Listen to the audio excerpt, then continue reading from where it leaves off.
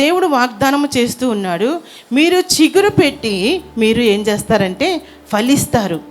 ఈ వాక్యము ఎవరి గురించి చెప్పబడిందంటే ఇశ్రాయేలుల గురించి చెప్పబడింది. మరి దేవుని బిడ్డలైనప్పటికీ కూడా దేవుడు అద్భుతాలు చూస్తున్నారు, దేవుడు అద్భుతాలు అనుభవిస్తున్నారు. అయినప్పటికీ కూడా ఇంకనూ దేవునికి వ్యతిరేకముగా జీవిస్తూ చాలాసార్లు మరి దేవుని యొక్క ఉగ్రతకు గురి అవ్వడం మనం చూస్తున్నాం. ఇశ్రాయేలు దేవునికి విరోధముగా పాపం చేసినప్పుడు బబులోనికి చెరగా దేవుడే పంపించేశాడు. అయితే దేవుడు పంపించిన తర్వాత అక్కడికి వెళ్ళిన తర్వాత చెరల్లో ఉన్నప్పుడు ఖచ్చితంగా వాళ్ళు ఏం చేస్తారంటే వాళ్ళు ఏ పాపము చేశారో ఏ తప్పు చేశారో వాళ్ళు పశ్చాత్తాప పడతారు, తిరిగి మరలా ఇక్కడికి వస్తారు. వచ్చినప్పుడు ఏం చేయాలంటే వాళ్ళు చిగురించాలి, తిరిగి వాళ్ళు ఫలించాలి. హల్లెలూయా, హల్లెలూయా. ఇశ్రాయేలీయులు దేవుని యొక్క ప్రజలు కనుక ఎన్నిసార్లు తప్పు చేసినా కూడా యేసయ్య క్షమిస్తూనే ఉన్నాడు, మరలా చేర్చుకుంటూనే ఉన్నాడు. మన జీవితాల్లో కూడా మనం అంతే కదండి. ఇక్కడ ఉన్న వాళ్ళు ఎవరు కూడా పర్ఫెక్ట్గా ఉన్నాను అన్నవాళ్ళు ఎవరైనా ఉన్నారా?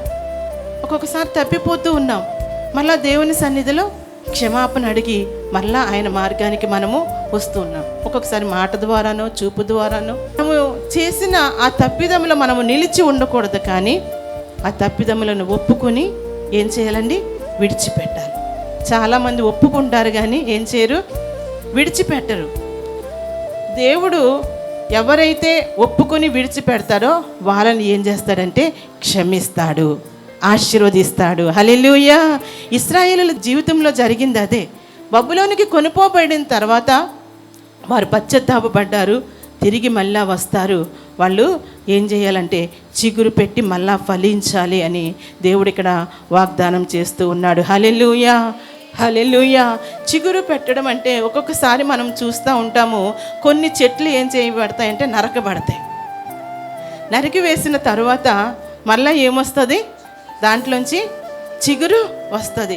నూతనముగా చిగురు వచ్చి మళ్ళా చెట్టు మంచిగా ఫలిస్తూ ఉంటుంది. ఇశ్రాయేలీయుల జీవితంలో మీరు దేవునికి వ్యతిరేకంగా పాపము చేశారు, నాకు వ్యతిరేకంగా పాపం చేశారు, చెరగని పోయారు, ఉన్న సమస్తాన్ని కూడా కోల్పోయారు, వారికి ఉన్న ఆనందాన్ని కోల్పోయారు, వారికి ఉన్న ఆస్తులు కోల్పోయారు, వారికి ఉన్న స్థానాన్ని కోల్పోయి ఉన్నారు. కానీ కోల్పోయిన మీరు అదే విధముగా ఉండరు, కానీ పశ్చాత్తాపపడి నా దగ్గరకు వస్తే మళ్ళా నేను అన్నీ ఇచ్చి మిమ్మల్ని చిగురింప చేస్తాను, ఫలింప చేస్తానని దేవుడు వాగ్దానము చేస్తూ ఉన్నాడు. హల్లెలూయా, హల్లెలూయా.